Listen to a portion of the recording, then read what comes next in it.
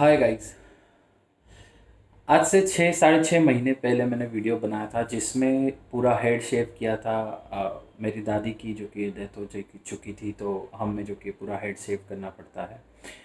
और उसमें सारी कुछ चीज़ें मैंने एक्सप्लेन की थी। तो आज के इस वीडियो में मैं कुछ नया नहीं बताने वाला हूँ, ठीक है। ना ही मेरी करंट पोजीशन एक्सपोज करने वाला हूँ, ना ही मेरा करंट स्टेटस आपको जो कि है बताने वाला हूँ।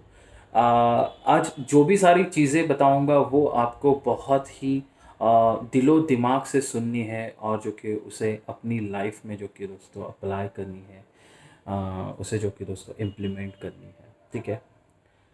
तो 10 अप्रैल को जो कि है मेरे मामा कुछ 40 41 ईयर के थे। काफ़ी ज़्यादा उम्र नहीं थी।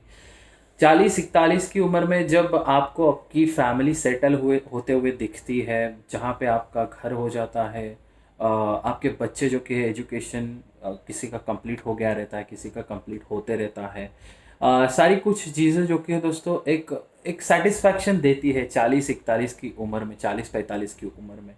और इंसान एक थोड़ी मतलब एक चैन की सांस लेते रहता है। स्ट्रगल तो हर किसी के लाइफ में रहता ही है मरते दम तक।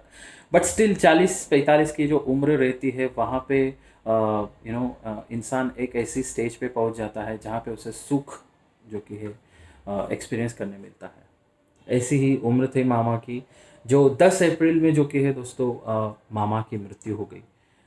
फिर उसके नेक्स्ट 5 दिन बाद जो कि है हमारे दादा चल बसे, जिनकी उम्र 98 की थी। दादा के चलने का बहुत दुख ज़रूर है, बहुत ज़्यादा दुख नहीं है, क्योंकि 98 की एज थी। और ज़्यादा शारीरिक दुख व्याधि एक्सपीरियंस करने से बेहतर है अगर उन्हें मुक्ति मिल जाए तो वो बेहतर रहता है, क्योंकि एज भी ज़्यादा थी। बट जो मामा की केस में हुआ है दोस्तों, वो अनफॉरगेटेबल मोमेंट है। और ये सिचुएशन किसी मतलब किसी के ऊपर ना आए, किसी के ऊपर ना आए। छोटे छोटे बच्चे हैं उनके, दो वाइफ है, पूरी फैमिली है। और यहाँ पे सूरत में हूँ दोस्तों मैं अभी, और छोटे छोटे बच्चे जब उनके पापा की जो अंत्य विधि रहते हैं वो करते हैं, रोते जाते हैं, और सामने पापा का फोटो रहता है, क्योंकि निरादर हो जाते हैं यार। हम लोग कितनी भी उन्हें हेल्प करें, कितनी भी मदद करें, बट पापा पापा रहते हैं। वो एक बैकबोन रहते हैं, वो सब कुछ रहते हैं अपनी लाइफ में। और एक अगर उस मतलब मामी की अगर बात करूँ, उनकी वाइफ की अगर बात करूँ, तो क्या बीतती है लाइफ में आपको तो पता है, ठीक है। जब हस्बैंड चला जाता है तो एक औरत पूरी की पूरी जो कि है निराधार हो जाती है। पूरी ज़िंदगी उसकी जो कि है एकदम काली खंडर हो जाती है, क्योंकि जो उसका नूर रहता है, उसकी सुंदरता रहती है, उसकी पूरी लाइफ जो कि सदाबहार रहती है। जब उसका पति उसके साथ रहता है और वो चला जाए तो अंधकार जो कि लाइफ में छा जाता है, ठीक है। तो दोस्तों उनके दो अस्पताल में हमने उन्हें दाखिल किया था, बड़े बड़े। और उसमें जो कि दोस्तों उनके कोविड रिपोर्ट्स नेगेटिव आए थे। हम जब खाना खा रहे थे, पूरी फैमिली में फटाफट फ़ोन घूम गए कि कोविड रिपोर्ट्स नेगेटिव है। और हम खाना छोड़ के नाच उठे, झूम उठे कि यस, हमको पता था, हमें हमारे भगवान पे विश्वास है कि उनको कुछ हो ही नहीं सकता। ऐसा हर फैमिली में जो कि इंसान कहते जा रहा है कि हमें हमारे भगवान के ऊपर विश्वास है, ऐसा हो ही नहीं सकता। बट ये बीमारी है दोस्तों, ये बीमारी ऐसी है कि इसमें भगवान भी कुछ नहीं कर पा रहे हैं। अपनी इंडिया में बहुत सारे फैमिलीज़ है जो अपने करीबी रिलेटिव्स जो कि खोए जा रहे हैं। दिन में आप देख सकते हैं दोस्तों, हज़ारों, 1500, 2000 जो कि है मौतें हो रही है। मैं जब सिविल में 2 दिन था दोस्तों, तभी मैंने अपनी आंखों से देखा है, हर 15 20 मिनट में जो कि है दोस्तों लाश की वो ट्रेचर जो कि है, 2 लोग उठा के लेते जा जा रहे थे, और पीछे उनकी फैमिली बड़ी जोर से दोस्तों चिल्ला चिल्ला के रोए जा रही थी। कई बच्चे बेहोश होके पड़ रहे, कई माताएं, कई अपनी बीवियां जो कि है बेहोश होते हुए मैंने अपनी इन आंखों से देखी है। और वो दर्द दोस्तों बिल्कुल सहनशीलता के बाहर है, बिल्कुल भी नहीं सहन हो सकता, किसी को नहीं सहन हो सकता है।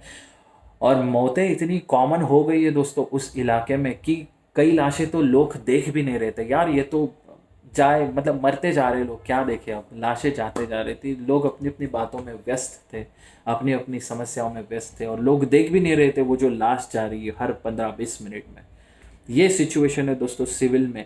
अगर आप अभी भी सतर्क नहीं हो उस बीमारी को लेके, अभी भी आप कुछ अलग से वहम में हो या फिर मजाक समझ रहे हो, तो मैं आपको रिक्वेस्ट करता हूँ कि एक दिन निकाल कर कोविड अस्पताल के बाहर खड़े हो जाइए, अंदर नहीं बाहर सिर्फ खड़े हो जाइए, और उस रोती हुई माँ के आंसू देखिए, उस रोती हुई बीवी बच्चों के आंसू देखिए, तभी जाके आपको उस गहराई का पता चलेगा, उस दर्द का पता चलेगा, तभी जाके आप सुधरोगे। अभी भी कुछ लोग मैं देख रहा हूँ दोस्तों, बाजारों में, रास्तों पे बेवजह घूम रहे हैं, बेवजह जो कि है यंगस्टर्स बाइक घुमा रहे हैं, दोस्तों का एक कट्टा रहता है, वहाँ पे बातें चल रही है, बेवजह जो कि है कुछ रीज़न नहीं है फिर भी जो घूम रहे हैं। ऐसे लोगों को क्या कह सकते हैं, जब जब जिसके फैमिली में ये आपत्ति आती है, जो ये घटना बीतती है, उन्हीं को जो कि उसकी डेप्थ पता चलती है। दोस्तों मैं आपको कह देना चाहूँगा कि प्लीज़ इसको मजाक में मत लीजिएगा, बहुत ही सीरियस बीमारी है दोस्तों। जब मामा की ऐसी न्यूज़ पता चली, हम लोग रात को 10 साढ़े 10 बजे तक मामा के साथ थे, हमने अच्छे खासी बातें की, अच्छे खासे हंसे। मामा रिलैक्स होके बोल रहा था, यार मुझे पता नहीं यहाँ पे क्यों फंसाए रखे हैं, मुझे घर लेके चलो, मुझे घर का खाना खाना है, मुझे आप सभी के साथ बातें करनी है। कम से कम हम 20 रिलेटिव थे मामा को मिलने गए, और सबसे उन्होंने बातें की, दो दो लोग को छोड़ रहे थे, हाय बाय कर रहा था मामा, बात कर रहा था, हंस रहा था। और पता नहीं यार 3:30-4 बजे फ़ोन आती है कि जल्द से जल्द आप अस्पताल में आ जाओ, बहुत कम समय बचा है। अब वो सिचुएशन ऐसी थी कि हम यंगस्टर्स को जो कि है, बूढ़ों को, उनकी माताएं, उनकी फैमिली को संभालना रहता है, बड़ी धैर्य से काम लेना रहता है। वहाँ पहुँचे, वहाँ पे मैं और मेरे पापा पहुँचे वार्ड में, और मामा वैसे ही पड़ा था, एकदम ठंडा, कुछ रिएक्शन नहीं। और डॉक्टर आके कहती है कि इनको ऐसा ऐसा है, अभी अभी आधे एक घंटे पहले उनकी डेथ हो गई है। तो ये सिचुएशन दोस्तों, मुझे नहीं लगता कि ये कोई संभाल पा सकता है, क्योंकि ये जब सिचुएशन उनके फैमिली में ये खबर पता चली, जब उनकी बीवी को, उनके बच्चों को पता चली, तो अधमरे जैसे हो गए थे, बेहोश हो गए थे, एकदम लाचार से हो गए थे, सब कुछ खो दिया, सब सब कुछ खो गया, सब कुछ खो गया, एकदम अंधेरा छा गया। ये सिचुएशन थी दोस्तों। मैं आपको हाथ जोड़ के विनंती करना चाहूँगा कि प्लीज़ इसको मजाक में मत लीजिएगा, प्लीज़ मजाक में मत लीजिएगा। जितना हो सके घर में रहिए, जितना हो सके गर्म पानी पीजिए, जितना हो सके दोस्तों स्टीम लीजिए, गरम गरम स्टीम लीजिए, जिसके कारण आपके नेज़ल इस वे में, अगर कोरोना वायरस है तो वो मर जाए, आपके गले में वायरस है तो वो मर जाए, आपके लंग्स में कोई इन्फेक्शन है तो वो कम हो जाए। और दोस्तों एक मैं आपको रिक्वेस्ट करना चाहूँगा कि अगर विमल का, मिराज, गुटखा, तंबाकू या फिर सुपारी या फिर स्मोकिंग अगर आप करते हो, तो भाई प्लीज़ प्लीज़, भले ही वो चीज़ें आपको शांत करती हो, आपकी एक अलग सा सेटिस्फैक्शन देती हो, एक शांति दिमाग में रखती हो, तो प्लीज़ दोस्तों ये मत कीजिएगा। आप खुद की शांति को लेके पूरा परिवार अशांत कर दोगे, जस्ट उस विमल के कारण।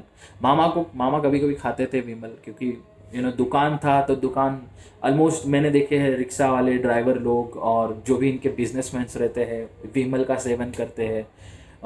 उनको लगता है कि बहुत कॉमन चीज़ है, विमल खाने से कुछ नहीं होता है, चलो कल से छोड़ूंगा, कल से कम करूंगा। बट वो कल क्यों देख रहे हो, कल क्यों देख रहे हो? कल आपकी फैमिली के सामने अंधेरा छा जाने वाला है। मत रिस्क लो, विमल वगैरह का सेवन मत करो। उनके लंग्स में खून की गांठें बन गई थी, सोरासिस हो गया था, जिसके कारण भी उनको सांस लेने में तकलीफ हो रही थी, और एक तड़पती हुई मौत बहुत ख़तरनाक रहती है दोस्तों। प्लीज़ प्लीज़ इस चीज़ को सीरियसली लीजिएगा। ऑक्सीजन की बहुत कमी है दोस्तों, पैसा भी काम नहीं आ रहा है, दुआएं काम नहीं आ रही है, ठीक है, आप मन्नतें मानो वो भी काम नहीं आ रही है, कुछ काम नहीं आ रही ये सिचुएशन में।